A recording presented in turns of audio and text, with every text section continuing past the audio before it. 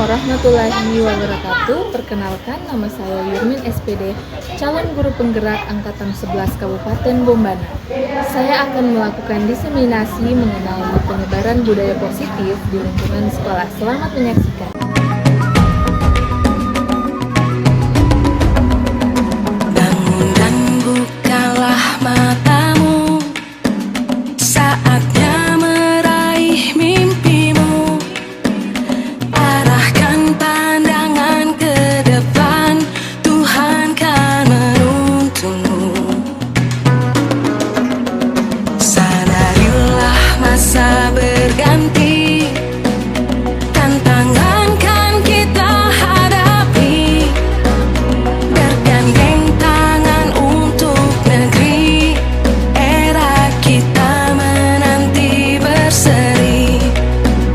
Kita belajar Pancasila, kita bernafas dalam sila-silanya.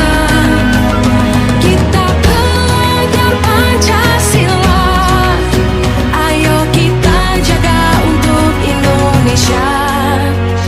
Bersatu dalam perbedaan, berpegang tangan dan berlari.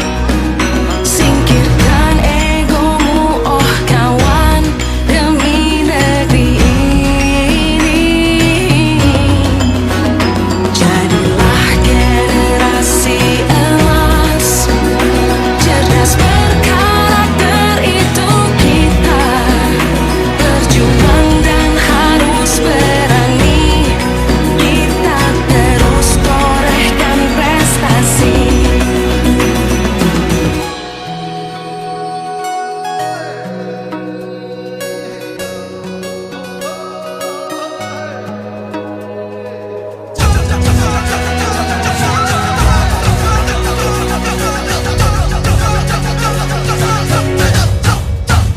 Kita belajar Pancasila, kita bernafas dalam sila-silanya. Kita belajar Pancasila, ayo kita jaga untuk Indonesia. Kita belajar Pancasila, kita bernafas dalam sila-silanya. Kita belajar Pancasila, ayo kita jaga untuk Indonesia.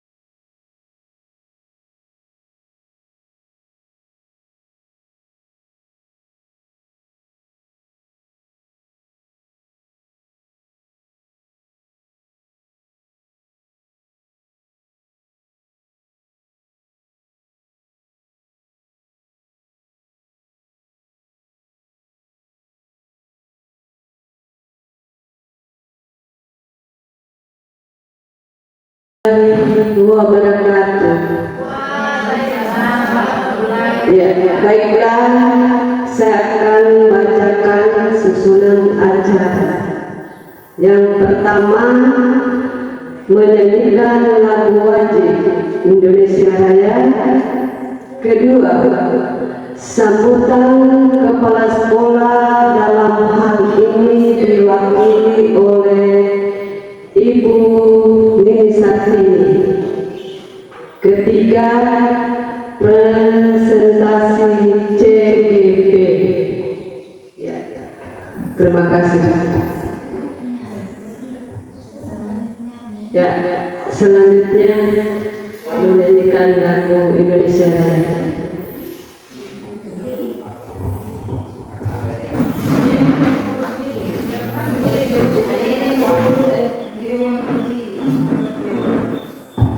Hadirin silakan berdiri di tempat.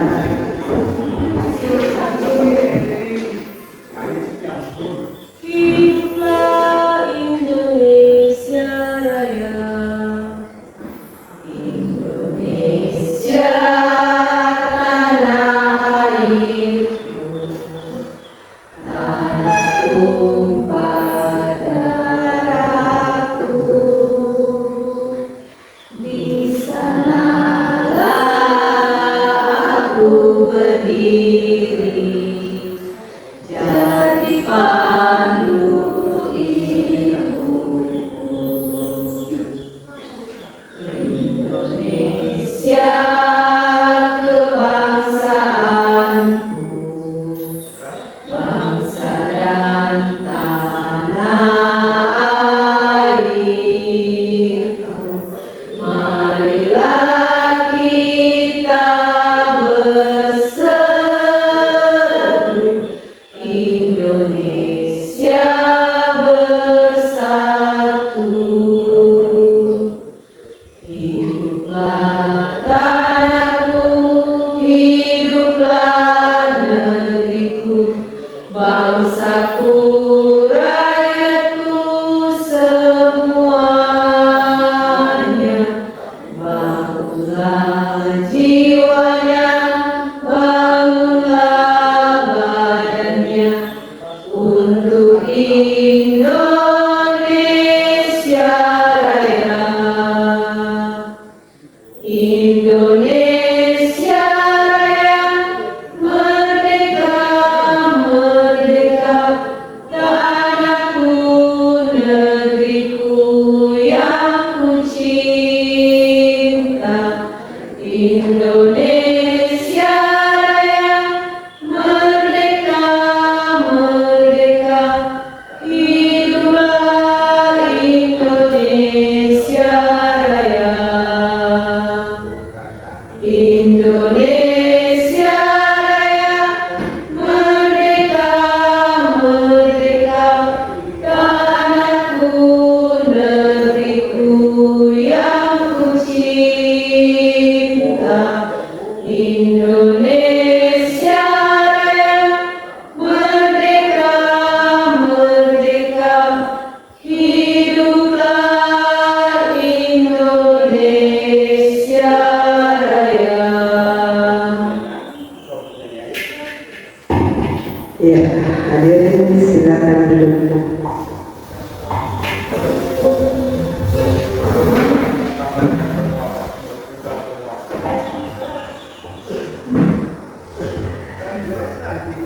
Berikutnya sambutan kepala sekolah dalam hal ini diwakili oleh Nini Sartini. Kami silakan.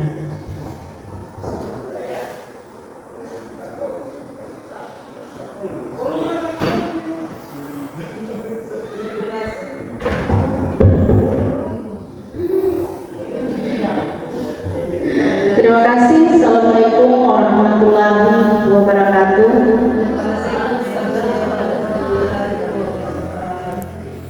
Ya, pertama-tama saya ucapkan syukur alhamdulillah sehingga pada pagi hari ini kita bisa berkumpul di tempat ini untuk mengadakan sosialisasi tentang budaya yang positif. Ya, saya selaku mewakili kepala sekolah hari ini dengan bangga bisa mengikuti kegiatan ini, yang mana kegiatan ini sangat bagus dan sangat baik, dan diharapkan semua peserta yang hadir pada kesempatan ini untuk bisa mengikuti secara baik, ataupun bisa mengikuti serangkaian acara mulai dari pemaparan pemateri sampai berakhirnya materi ini, karena materinya sangat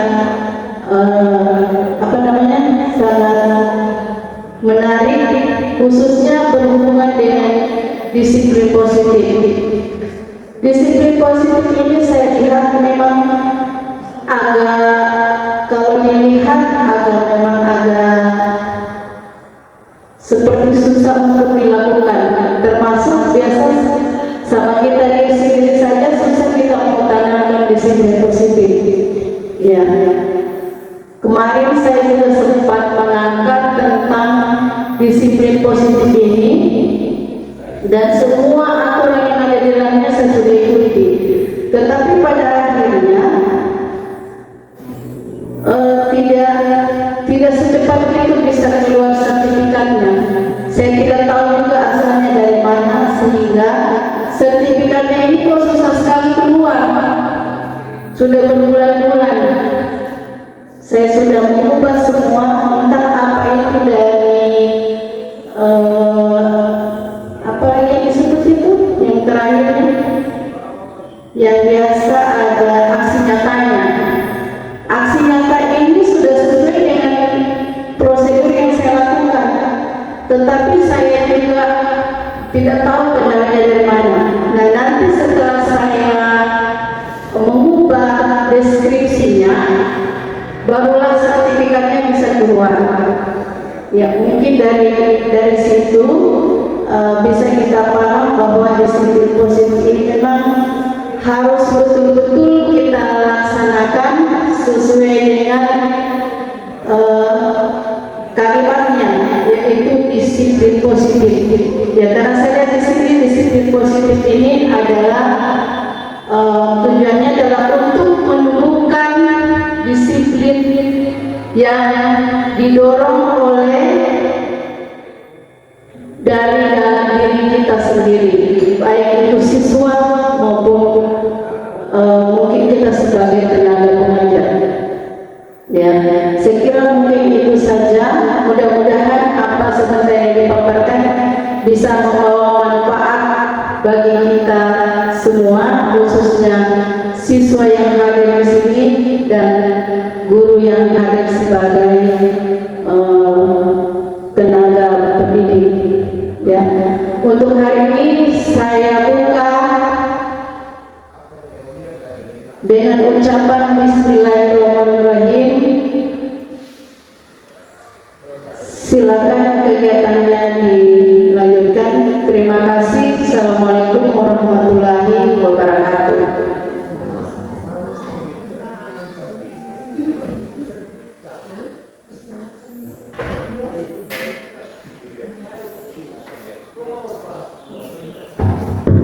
Ya, terima kasih atas sambutan kepala sekolah.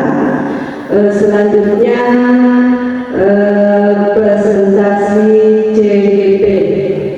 Ya, kami persilakan.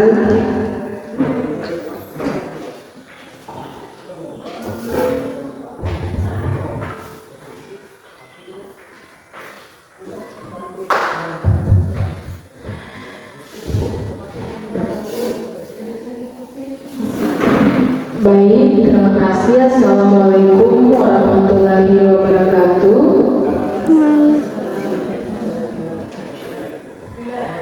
pertama-tama saya mau mengucapkan terima kasih kepada ibu-ibu yang sudah bersedia hadir di kegiatan diseminasi disiplin positif atau budaya positif di lingkungan sekolah. Saya selaku calon guru penggerak akan melakukan diseminasi mengenai budaya positif yang akan diterapkan di lingkungan sekolah.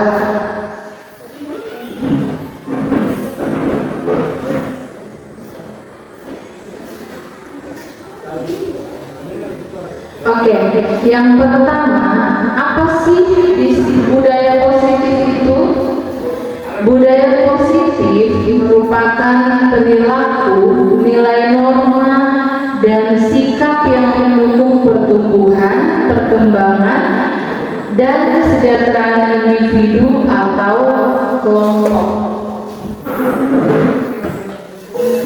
Nah, budaya positif ini terdiri dari beberapa konsep inti. Yang pertama, perubahan paradigma belajar. Kedua, disiplin positif, motivasi perilaku manusia, posisi kontrol, kebutuhan dasar manusia. Segitiga restitusi dan keyakinan kelas. Jadi ada 7 semuanya konsep inti budaya positif. Pertama, kita masuk di perubahan paradigma belajar. Apa itu perubahan paradigma belajar? Jadi perubahan paradigma belajar merupakan perubahan paradigma baru yang dirancang berdasarkan prinsip pembelajaran berdiferensiasi. Ada yang sudah pernah menerapkan pembelajaran berdiferensiasi? Iya, sudah ada. Ternyata sudah ada guru yang menerapkan pembelajaran berdiferensiasi, di mana salah satu ciri-ciri atau salah satu komponen pendukung kurikulum merdeka adalah berjalannya proses pembelajaran secara berdiferensiasi, di mana murid belajar sesuai dengan kebutuhannya berdasarkan tahap perkembangan yang sesuai dengan teori psikologi modern untuk mewujudkan profil pelajar Pancasila.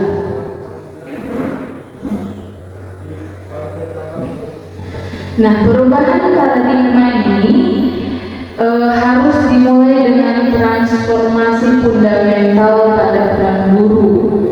Selama ini, guru sering sekali dipandang sebagai mentor pawang yang mengendalikan dan mengarahkan secara otoriter. Nah, serta dianggap sebagai sumber kebenaran utama, padahal tidak selalu seperti itu.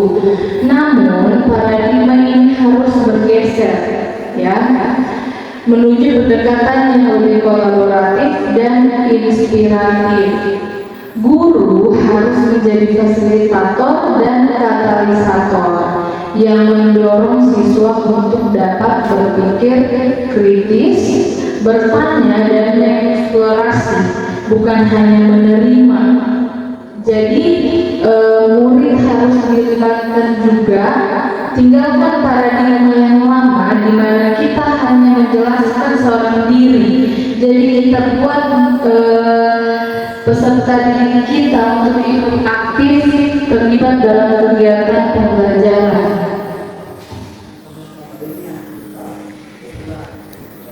Nah, sesuai dengan pandangan Ki Hajar Dewantara bahwa pendidikan harus memfasilitasi kemandirian peserta didik. Untuk mencapai hal ini, pertama-tama guru harus memiliki kompetensi keguruan yang mencakup pengetahuan, keahlian, perilaku, serta memiliki kepedulian tulus terhadap pembentukan karakter siswa.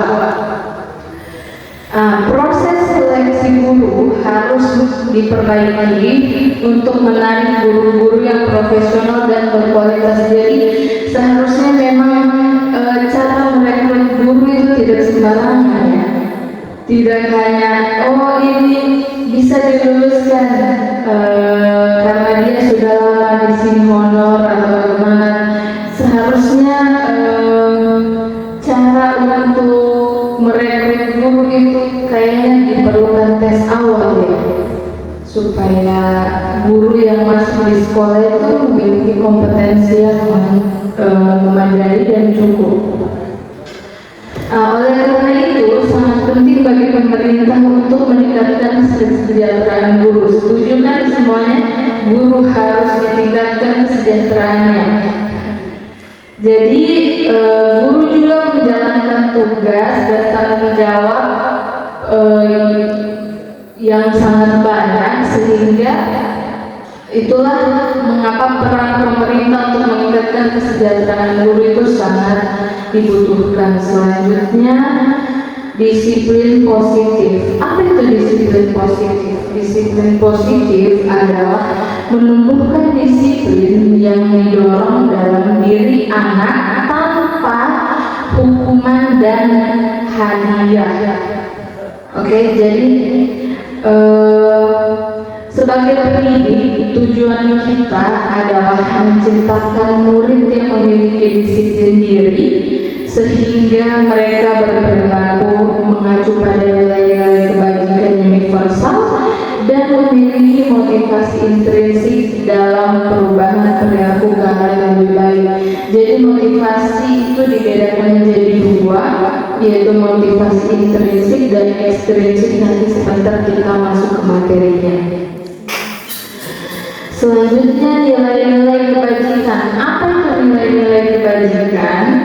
Bisa dilihat di slide. Nilai kebajikan adalah nilai yang disepakati bersama, yang tidak dipengaruhi oleh orang lain, suku, bangsa, agama maupun dari latar belakang murid. Jadi nilai-nilai kebajikan ini merupakan kesepakatan antara seluruh warga sekolah, baik kepala sekolah, guru maupun peserta didik. Ini contoh-contoh nilai kebajikan. Yang pertama itu mengucapkan terima kasih, yang kedua membuang sampah pada tempatnya, ketiga gotong royong, keempat tenggang rasa, kelima bersikap sopan, dan yang terakhir mengantri. Selanjutnya, kebutuhan dasar manusia. Apa itu kebutuhan dasar manusia? Kebutuhan dasar manusia adalah unsur-unsur yang dibutuhkan oleh manusia dalam menjaga keseimbangan, baik secara fisiologis maupun secara psikologis. Kebutuhan dasar manusia juga merupakan segala sesuatu yang kita lakukan untuk mendapatkan apa yang kita inginkan. Semua tindakan yang kita lakukan memiliki tujuan tertentu, dan semua usaha terbaik yang kita lakukan adalah agar segala kebutuhan dasar kita dapat terpenuhi. Nah, kebutuhan dasar manusia itu ada 5. Yang pertama, kebutuhan untuk bertahan hidup, di mana contohnya seperti makanan, pakaian, tempat tinggal, dan kesehatan. Kedua, ada kebutuhan kasih sayang dan rasa diterima, misalnya rasa ingin dipedulikan, kerjasama, dan berbagi. Kemudian yang ketiga, ada kebutuhan akan kebebasan, contohnya mandiri, memiliki pilihan dan mencoba hal baru tanpa ada pengaruh dari orang lain. Kemudian yang keempat adalah kebutuhan akan kesenangan, misalnya bermain atau melakukan humor dan tertawa.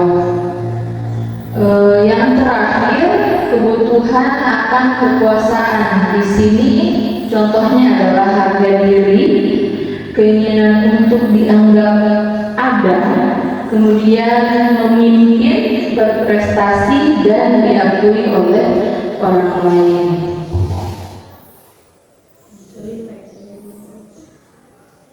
Nah, tadi saya sudah di awal ada sedikit menyinggung mengenai motivasi perilaku manusia yang ada dua itu, yaitu ekstrinsik dan intrinsik. Di sini ada terbagi lagi menjadi tiga, di mana yang poin 1 dan 2 merupakan motivasi ekstrinsik atau yang berasal dari luar diri manusia itu sendiri, sedangkan yang ketiga merupakan motivasi intrinsik yang berasal dari dalam diri manusia itu sendiri. Jadi yang pertama, untuk menghindari ketidaknyamanan atau hukuman, ya ini motivasi yang pertama. Ini merupakan tingkat terendah dari motivasi perilaku manusia. Yang kedua, untuk mendapatkan imbalan atau penghargaan atau hadiah dari orang lain, ini satu tingkat di atas motivasi yang pertama, tapi dia masih tergolong motivasi dari luar diri manusia itu sendiri atau motivasi ekstrinsik. Kemudian yang ketiga, untuk menjadi yang mereka inginkan dan menghargai diri sendiri dengan nilai-nilai yang mereka percaya. Ini merupakan motivasi yang berasal dari diri manusia itu sendiri. Selanjutnya ada bentuk-bentuk penyelesaian masalah. Di sini ada hukuman, restitusi, dan konsekuensi. Hukuman, contoh salah satu sifatnya dia itu tidak terencana atau tiba-tiba. Kemudian murid tidak akan tahu apa yang terjadi atau murid tidak dilibatkan. Kemudian bersifat satu arah, di mana dihukum hanya murid itu sendiri. Kemudian dia berupa hukuman psikis atau fisik. Misalnya anak disuruh lari di keliling lapangan kalau terlambat. Nah, kemudian yang kedua ada konsekuensi. Ini satu tingkat lagi di atas hukuman. Dia bersifat terencana atau disepakati sesuai aturan. Misalnya, kalau datang terlambat berarti konsekuensinya disuruh bersihkan WC. Berarti mereka sudah tahu konsekuensinya apa. Terus yang kedua, murid tetap dibuat tidak nyaman. Ketiga, sikap guru selalu memonitor murid. Nah, untuk poin kedua ini, murid tidak dibuat nyaman ya karena ada konsekuensi itu tadi. Tapi kembali lagi ke murid, kalau tidak melanggar ya tidak akan dapat konsekuensi. Selanjutnya, sikap guru selalu memonitor murid. Misalnya kan kalau terlambat katanya disuruh bersihkan WC, berarti gurunya pasti akan selalu memonitor bersih atau belum itu WC-nya. Selanjutnya yang ketiga, restitusi. Ini adalah salah satu tindakan penyelesaian masalah yang baik dilakukan di sekolah, di mana di sini proses menciptakan kondisi bagi murid untuk memperbaiki kesalahan. Jadi murid diajarkan mandiri dan bertanggung jawab atas kesalahannya sendiri. Kemudian di sini di restitusi juga merupakan proses kolaboratif yang mengajarkan murid untuk mencari solusi sendiri. Nanti sebentar di akhir ada yang namanya segitiga restitusi. Itu bagus untuk kita pelajari bersama, di mana menyelesaikan masalah menjadi lebih mudah dari biasanya. Selanjutnya, posisi kontrol. Kita sebagai guru ternyata memiliki 5 posisi kontrol. Yang pertama penghukum, yang kedua sebagai teman, yang ketiga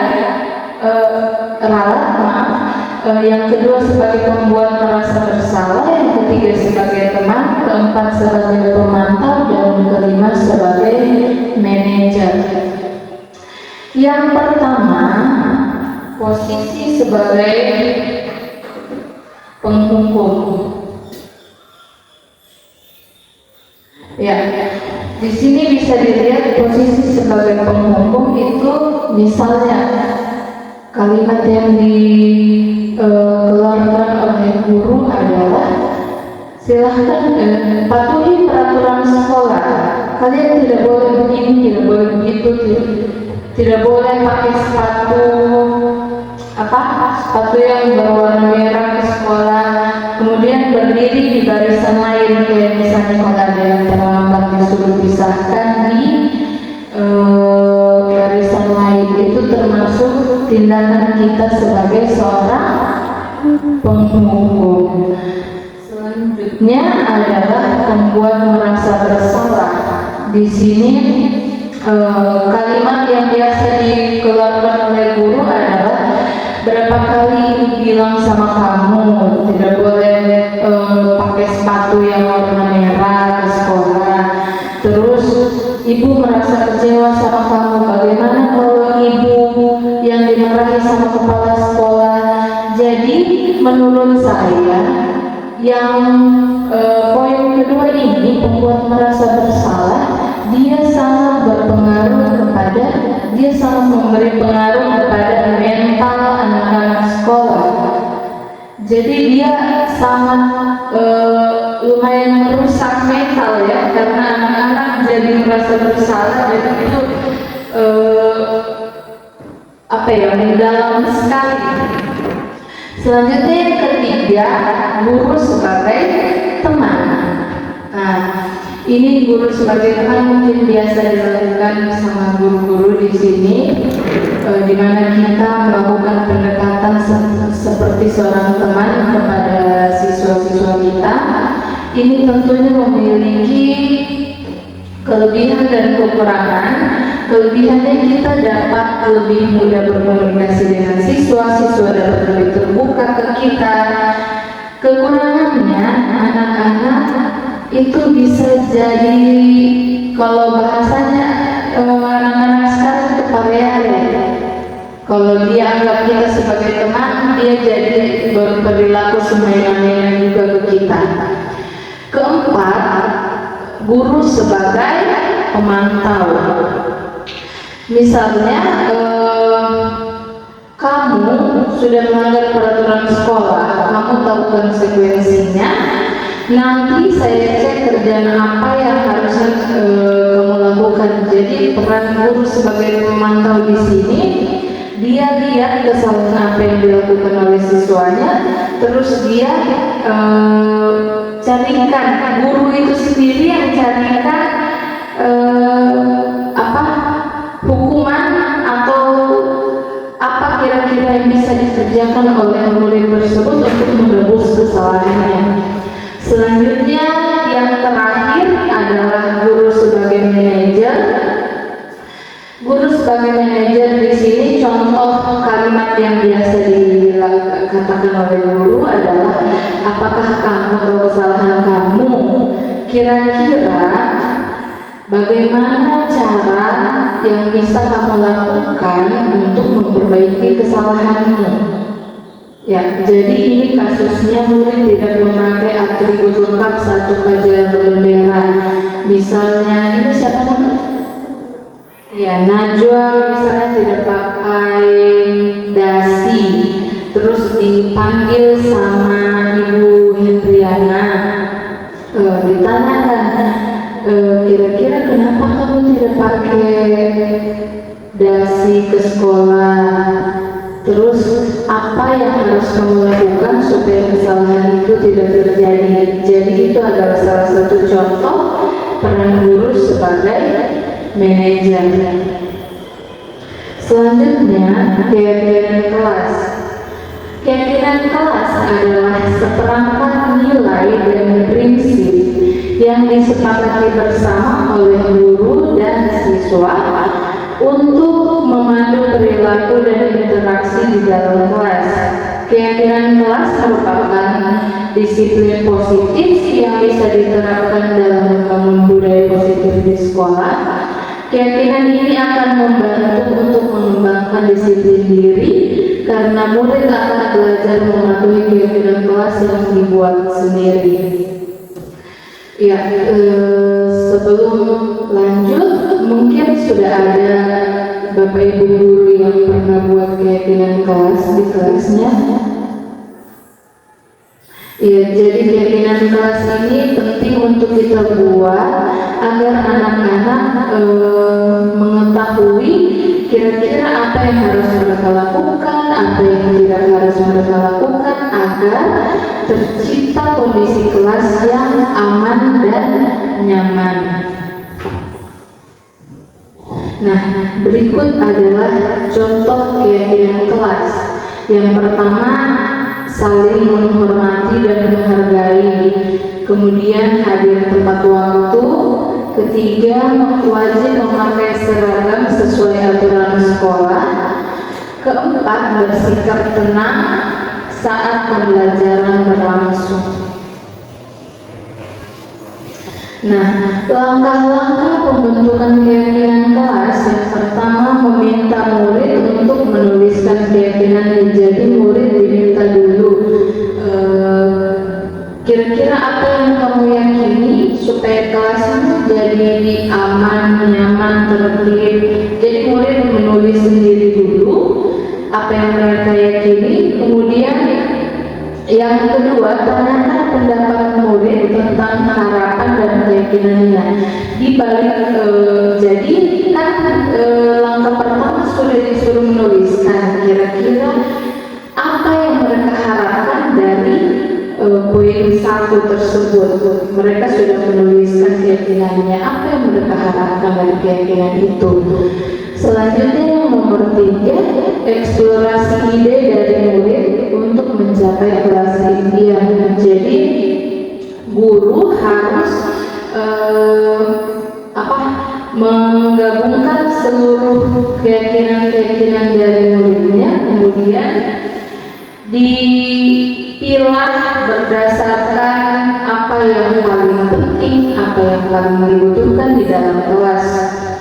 Kemudian yang keempat, ambil kesimpulan dari ide murid. Nah, tadi kan sudah diambil semua keyakinan kelasnya, semua siswa sudah diambil keyakinan yang mereka yakini, diambil oleh guru, kemudian disimpulkan yang mana saja yang akan digunakan sebagai keyakinan kelas.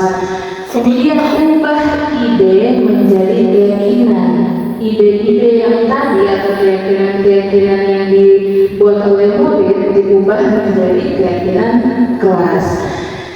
Kemudian tandatangani kontrak keyakinan kelas. Ketika sudah disimpulkan bahwa ternyata misalnya dari 10 keyakinan yang ditulis oleh murid disimpulkan hanya diambil 4 misalnya, berarti seluruh yang membuat keyakinan itu harus bertanda tangan di lembaran keyakinan kelas yang sudah dibuat. Selanjutnya ada segitiga restitusi. Segitiga restitusi ini adalah sebuah cara menanamkan disiplin positif pada murid. Restitusi bukan untuk menebus kesalahan, namun untuk belajar dari kesalahan. Tujuannya untuk memperbaiki hubungan.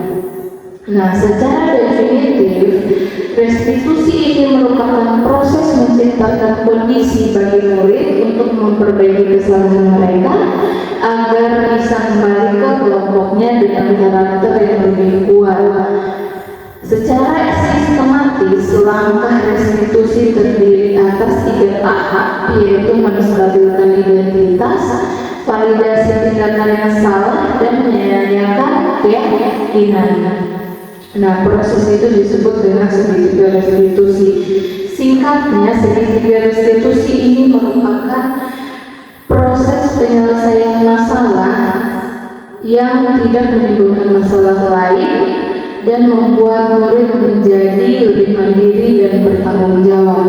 Cara menyelesaikan masalah dengan segitiga restitusi ini ada 3. Yang pertama itu menstabilkan identitas. Bagaimana itu menstabilkan identitas? Menstabilkan identitas itu adalah salah satu cara awal. Bagaimana caranya supaya kita misalnya ini Najwa buat salah, dia misalnya tidak pakai sepatu warna hitam hari ini, kita panggil dulu anaknya, terus kita bilang kalimat yang menggambarkan menstabilkan identitas itu, kalimat awalnya adalah ibu tahu semua manusia pasti berbuat salah, tidak apa-apa untuk melakukan kesalahan. Jadi itu adalah salah satu contoh dari menstabilkan identitas. Anak itu dibuat tenang dulu, jangan langsung kamu ini kenapa kau tidak pakai ini, tidak pakai itu. Jadi jangan seperti itu. Awalnya kita panggil dulu, duduk bicara baik-baik, tanya, ibu tahu semua manusia pasti berbuat salah, tidak apa-apa untuk melakukan kesalahan asal tidak diulangi. Itu adalah salah satu proses menstabilkan identitas. Kita amankan dulu mentalnya anak-anak. Kemudian yang kedua, validasi tindakan yang salah. Nah, setelah identitas yang kita stabilkan, dia sudah cukup tenang, dia sudah bisa berkomunikasi dengan kita dengan nyaman. Selanjutnya kita tanyakan dia validasi tindakannya yang salah. Betul tidak laporannya si ini kamu pakai sepatu warna merah hari ini? Pasti dia akan jawab, iya bu, betul. Jadi validasi tindakan salah itu kita tanyakan berdasarkan laporan. Kita bertanya berdasarkan laporan yang masuk ke kita. Dia pakai sepatu merah atau dia buang sampah sembarang tempat. Selanjutnya setelah kita validasi tindakan yang salah, kita yang terakhir adalah menanyakan keyakinan. Kan seharusnya kita sebagai guru itu buat keyakinan kelas dulu di awal. Jadi ketika dia melanggar, kita tanyakan, kira-kira kan kita sudah buat keyakinan kelas, kira-kira keyakinan apa yang kamu langgar dengan menggunakan sepatu berwarna merah? Dia akan jawab. Kalau kita sudah buat keyakinan kelas, misalnya kita buat menggunakan atribut atau seragam yang sesuai, nanti dia jawab, bu saya sudah langgar aturan ini bu tentang menggunakan atribut dan seragam yang sesuai aturan bu, saya tidak menggunakan sepatu berwarna hitam bu. Nah, jadi ketika kita sudah tanyakan keyakinannya yang dia langgar, kita tanyakan lagi yang terakhir, kita tanyakan kira-kira bagaimana caranya supaya hal ini tidak terjadi lagi. Nanti si anak itu akan berpikir sendiri. Jadi kita tidak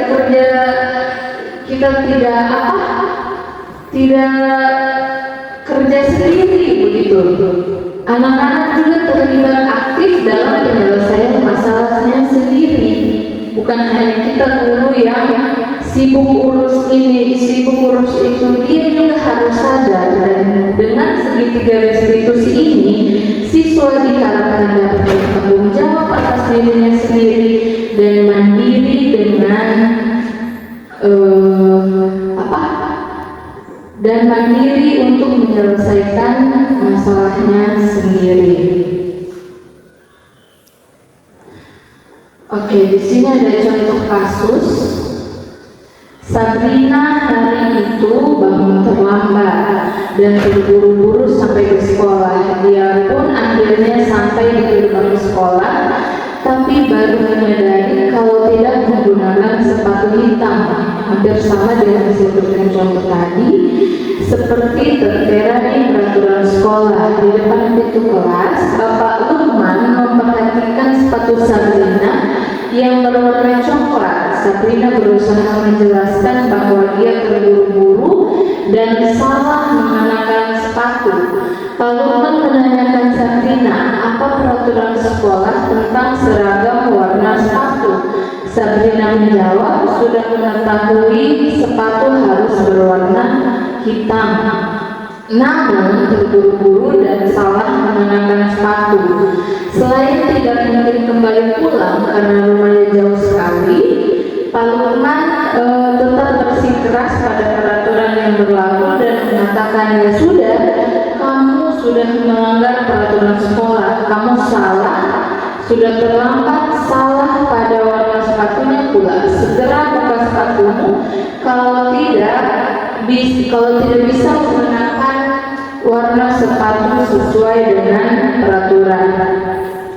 Sabrina minta maaf dan memohon kembali kepada Pak Lukman agar tetap dapat menggunakan sepatunya dan berjanji tidak akan mengulangi kesalahannya. Namun Pak Lukman tidak mau. Pak Lukman ini merupakan salah satu contoh guru yang tegas terhadap peraturan. Pak Lukman mengatakan, tidak, kamu telah melanggar peraturan sekolah. Kalau tidak sanggup ambil sepatu di rumah atau diantarkan sepatu ke sekolah, ya sudah, kamu tidak bersepatu saja sebenarnya di sekolah. Jadi Sabrina ini disuruh buka sepatu di sekolah, tidak boleh pakai itu sepatu yang warna coklat. Sekarang copot sepatumu dan silahkan belajar tanpa sepatu seharian. Sabrina pun dengan berat hati mencopot sepatunya dan memberikannya kepada Pak Lukman. Jadi Sabrina ini seharian tidak berani berkeliling di sekolah karena malu dan lebih banyak berdiam diri di kelas tanpa alas sepatu. Nah, ini analisisnya. Dalam kasus di atas, sikap posisi yang diambil oleh Pak Lukman adalah sebagai penghukum. Tadi kan kita sudah membahas 5 posisi kontrol. Salah satunya adalah penghukum. Jadi Pak Lukman berperan sebagai penghukum. Dia terlihat tegas dalam kalimatnya. Pak Lukman tetap bersikeras pada peraturan yang berlaku dan mengatakannya, sudah, kamu sudah melanggar peraturan sekolah, kamu salah, sudah terlambat, salah pula warna sepatunya. Jadi ini Pak Lukman berperan sebagai penghukum. Harusnya sebenarnya ini dihindari. Yang kita gunakan itu untuk sekarang kita gunakan sebaiknya pemantau dan sebagai manajer. Untuk penghukum, membuat merasa bersalah dan teman kalau bisa ditinggalkan. Selanjutnya, nah ini, jika tadi kan Pak Lukman berperan sebagai penghukumnya, dan ini adalah contoh jika Pak Lukman berperan sebagai manajer, di mana peran sebagai manajer ini merupakan posisi kontrol terbaik untuk saat ini diterapkan di sekolah dan sebaiknya diterapkan juga di sekolah ini. Jadi Bapak Lukman jika berperan sebagai manajer, apa yang akan dikatakan? Pertanyaan-pertanyaan seperti apakah yang akan diajukan ke Sabrina? Jadi pertanyaan yang harus diajukan sebagai guru yang memiliki posisi sebagai manajer, yang pertama, Sabrina, kenapa warna sepatu kamu coklat seperti itu? Jadi dia tidak langsung bertanya dengan pertanyaan yang menongol.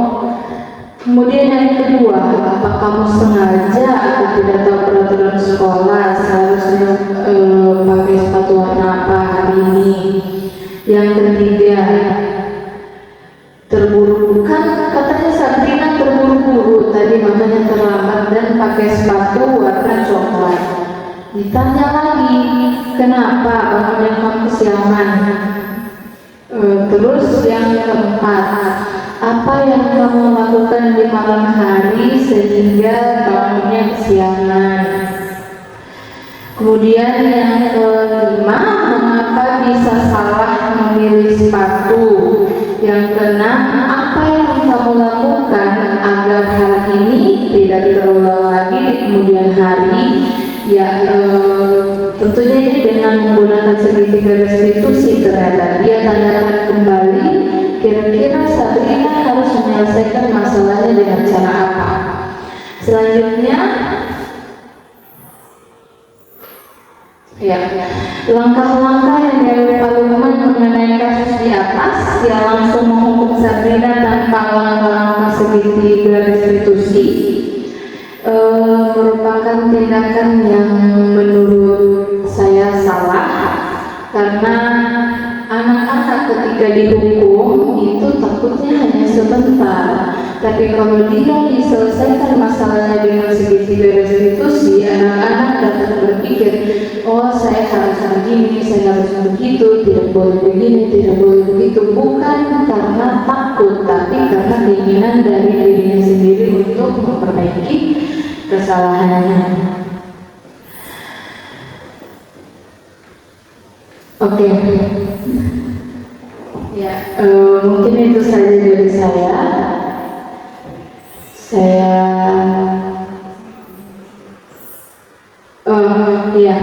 Jadi selanjutnya mungkin ada dari rekan-rekan guru yang mau bertanya tentang diseminasi yang saya lakukan tadi.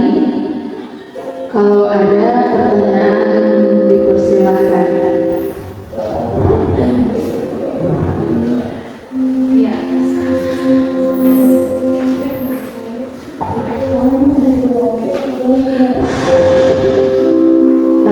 Terima kasih. Assalamualaikum warahmatullahi wabarakatuh. Terima kasih atas kesempatan yang diberikan kepada saya. Berdasarkan tadi hasil pemaparan pemateri, saya ingin bertanya, apa kekurangan guru sebagai teman? Mungkin itu saja dari saya. Yang ucapkan Assalamualaikum warahmatullahi wabarakatuh.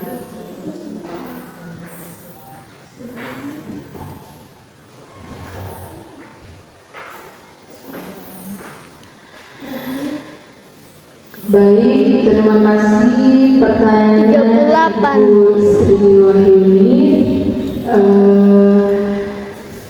Tadi pertanyaannya itu tentang posisi kontrol.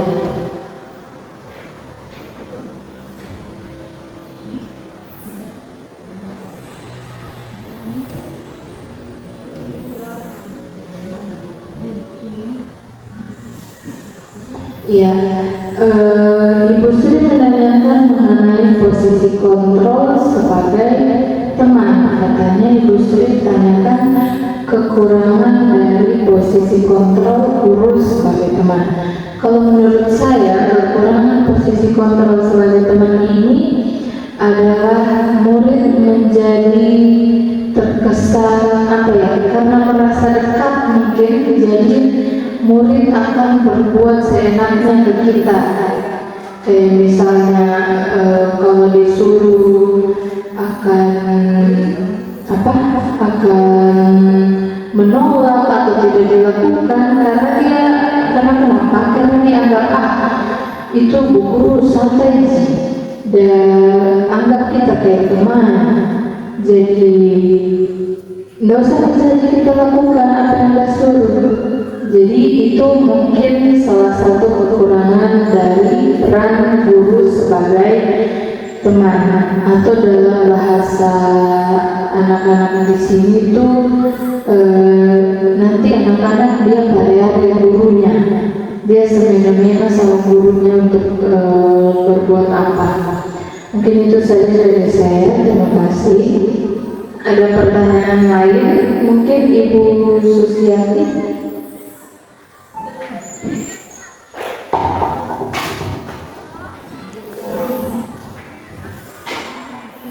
Terima kasih atas kesempatan yang diberikan kepada saya terkait dengan materi yang telah dipaparkan tadi tentang disiplin positif. bahwa disiplin positif itu menumbuhkan disiplin dari diri. Nah, pertanyaan di sini dari saya adalah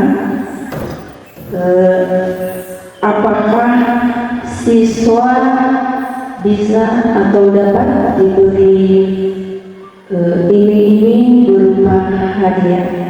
Terima kasih.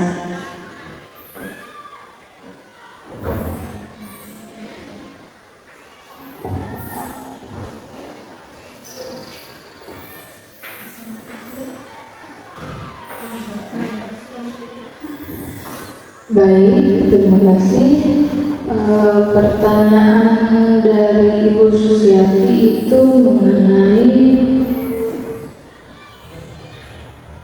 iming-iming atau hadiah.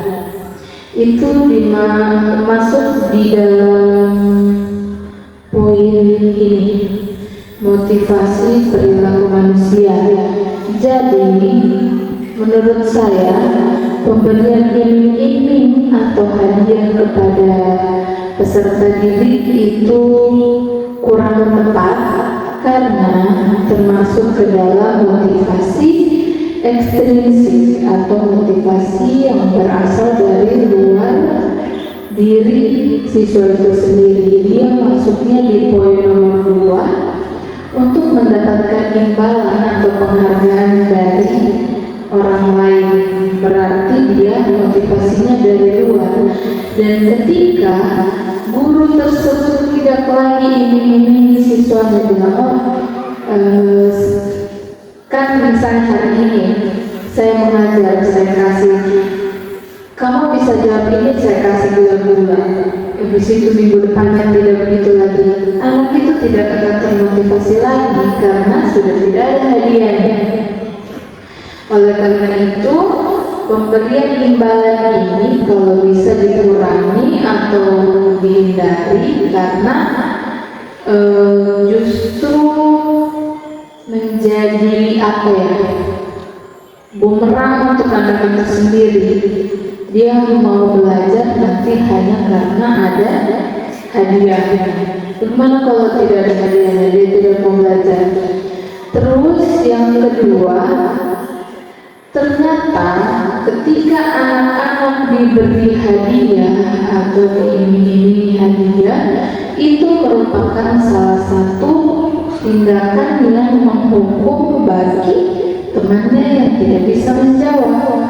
Teman yang tidak bisa menjawab itu dia sudah kepikiran, berarti saya tidak dapat ini hadiah, berarti saya tidak pintar, tidak seperti dia.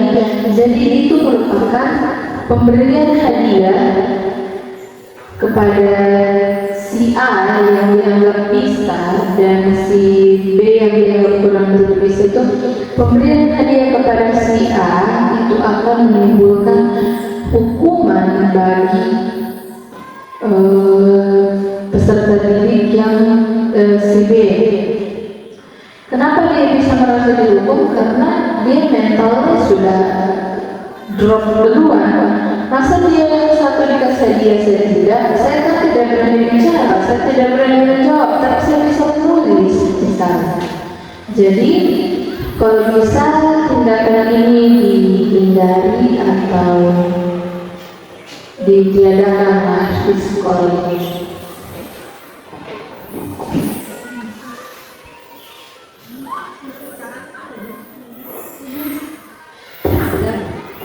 Iya,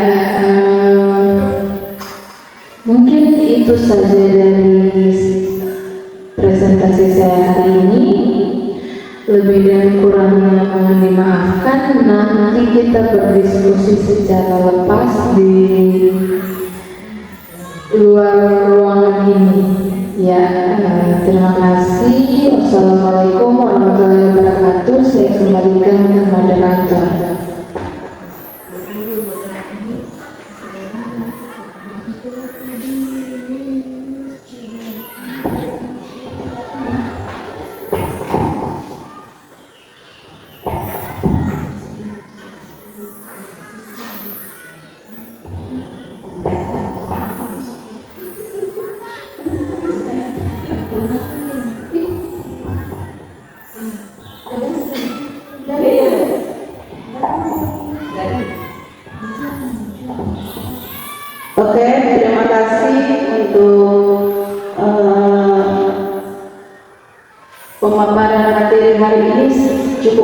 ya, saya pikir di sini kita semua sangat semangat untuk mengikuti arahan dari Pak Materi, khususnya tentang disiplin positif.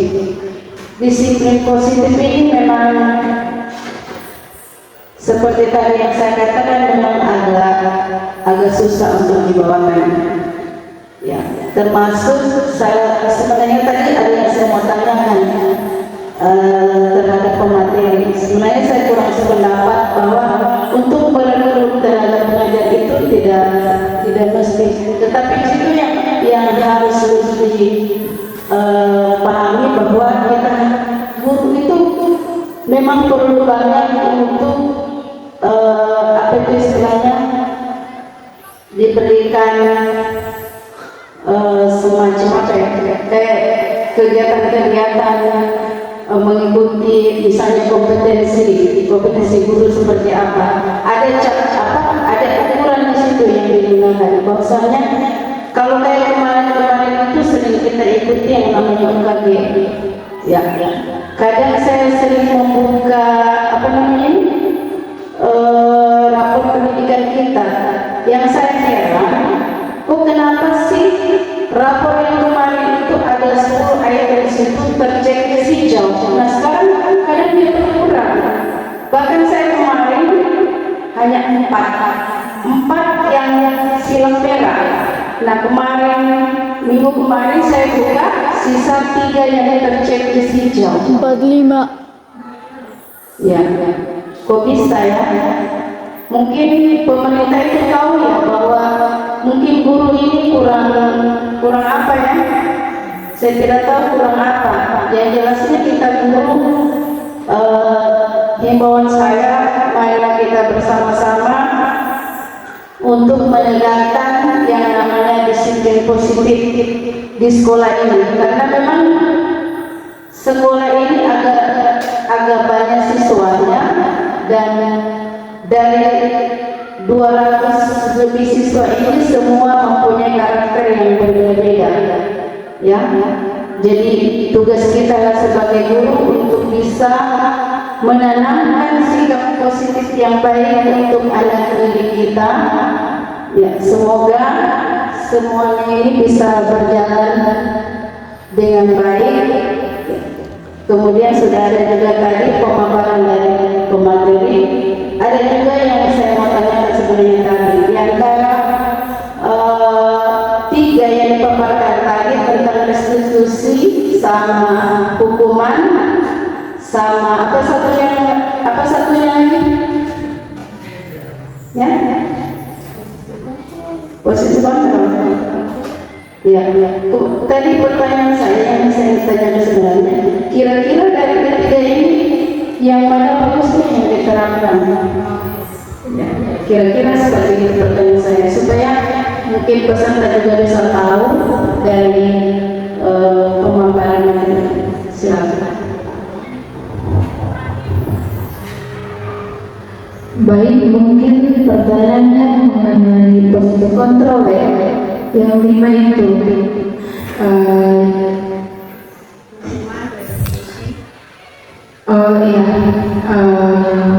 cara penyelesaian masalah, hukuman, konsekuensi, dan restitusi. Jadi yang paling tepat untuk dilakukan sekarang adalah restitusi, karena dengan proses restitusi ini mengajarkan siswa untuk mandiri dan bertanggung jawab atas dirinya sendiri. Mereka diajarkan mandiri dan bertanggung jawab untuk menyelesaikan masalah yang mereka buat sendiri. Jadi guru dalam proses restitusi ini harusnya bertindak sebagai manajer, di mana dia ikut memvalidasi tindakan yang salah, kemudian dia menstabilkan identitas juga, dan terakhir dia memberikan pertanyaan yang bisa menimbulkan apa ya, kesadaran diri peserta didik untuk menyelesaikan masalahnya dengan Jadi bukan kita guru yang bilang, oh kamu harus begini supaya kamu tidak buat salah lagi, bukan. Tapi kita kembalikan ke murid, dia harus berbuat apa supaya dia tidak melakukan kesalahan itu lagi. Mungkin itu saja sedikit tambahan. Ada lagi pertanyaan? Siapa tahu bisa kita bertukar pikiran di sini. Ada guru BK juga, jangan sampai ada masukannya bagaimana cara menyelesaikan masalah yang baik, apa sudah tepat dengan restitusi itu, atau dengan hukuman, atau dengan konsekuensi. Kalau menurut saya yang paling tepat ya restitusi itu. Kalau hukuman, dia belum kita hukum itu anak sudah drop memang mentalnya, kita sudah teriak dari jauh. Jadi kalau bisa hukuman itu dihindari, iya dikurangi dan dihindari kalau bisa. Kemudian konsekuensi ini dia adanya di tengah-tengah, karena dia masih juga ternyata beri hukuman walaupun atas dasar peraturannya dilanggar, dia kasih hukuman. Kalau hukuman yang biasa itu dia kan langsung saja dan hukuman, tidak ada peraturan begini, tidak boleh begini, tidak boleh begitu, langsung saja dan hukum. Kalau konsekuensi dia ada peraturan, ada yang dilanggar dan dia harus siap dengan konsekuensi yang sudah disepakati bersama ya Allah. Sedangkan restitusi, anak berbuat salah, dipanggil, ditanyakan apa salahnya, ditanyakan lagi kira-kira apa yang bisa dia lakukan supaya dia tidak melakukan kesalahan. Jadi mungkin itu perbedaan tentang 3 cara penyelesaian masalah di sekolah. Terima kasih.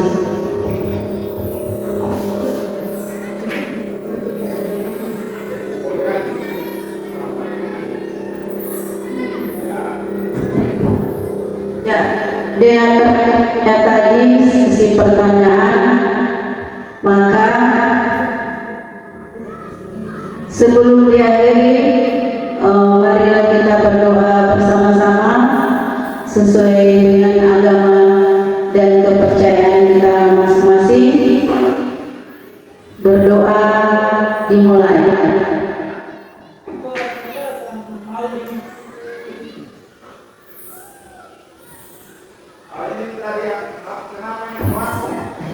Doa selesai. Ya, yang berakhirnya presentasi dari CGP, maka berakhir pula kegiatan ini dan saya ucapkan wabillahi taufiq wal hidayah. Wassalamualaikum warahmatullahi wabarakatuh. Assalamualaikum warahmatullahi wabarakatuh.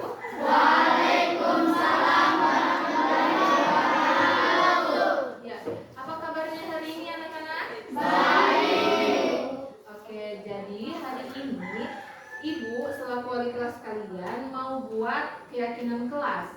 Ada yang tahu apa itu keyakinan kelas? Apa itu keyakinan kelas? Iya, jadi keyakinan kelas adalah sesuatu yang kalian yakini dan kita sepakati bersama. Itu semacam peraturan yang akan kita gunakan di dalam kelas kita. Jadi kalau ada yang melanggar berarti ada konsekuensinya. Toh kan sudah dibuat kesepakatannya, jadi tidak boleh ada yang langgar. Nah sekarang ibu minta kalian menuliskan kesepakatan kelas kalian di kertas selembar. Satu orang bisa menuliskan satu keyakinan kelasnya. Silahkan ditulis sekarang.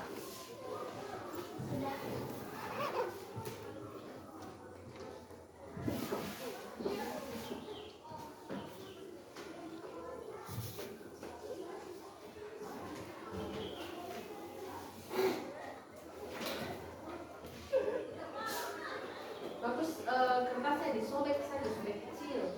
Nanti kita tempel. Manakah nanti kita beli kertas, kertas apa itu namanya, kertas karton.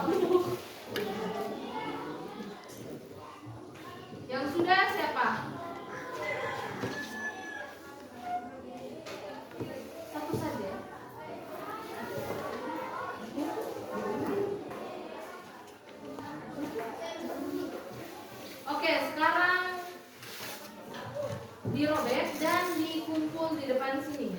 Oke, silakan. Jangan lupa.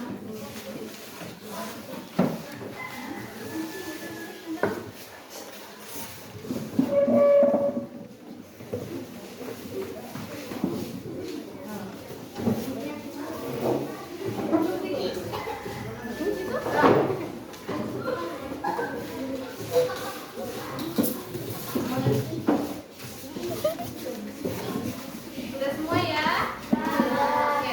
Jadi di sini Ibu akan bacakan. Silakan duduk dulu, anak-anak. Duduk dulu. Jangan ribut. Tadi sudah buat keyakinan. Oke, di sini temanmu bilang jangan ribut, jangan ganggu temannya. Terus larang teman saya membuang sampah, tidak boleh buang sampah di sembarang tempat. Ini apa? Tidak boleh membuang sampah di sembarang tempat, menjaga kebersihan. Terus tidak boleh bermain. Nah, oke. Jadi dari hasil keyakinan kelasmu ini nanti Ibu akan tempel di kertas karton, kita beli dulu ya. Ibu akan menyimpulkan 5. Ibu menyimpulkan 5 dari yang kalian buat ini. Nah, jadi kesepakatan kelasnya yang pertama dilarang membuang sampah, atau keyakinan kelasnya itu dilarang membuang sampah. Kedua, tidak boleh ribut. Ketiga, tidak boleh mengganggu teman. Keempat, harus saling menghormati. Yang kelima adalah saling toleransi. Oke, jadi sepakat ya dengan 5 keyakinan kelas itu? Oke, terima kasih. Sama-sama.